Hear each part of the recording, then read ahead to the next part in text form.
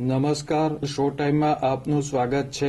ભાવનગરના તરસમિયા ગામમાંથી parole furlough સ્કોડની ટીમે વિદેશી દારૂ ભરેલી કાર ઝડપી લઈ કાયદેસર કાર્યવાહી હાથ ધરી હતી.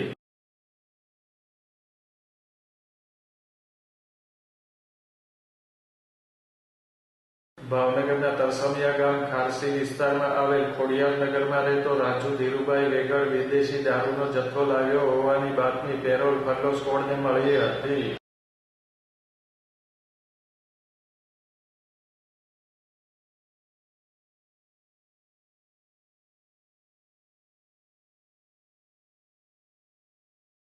પોલીસે રાજુ વેગળના ઘરની સામે પાર્ક કરેલી કારની તલાશી લેતા કારમાંથી વિદેશી દારૂની 284 બોટલ મળી આવી હતી.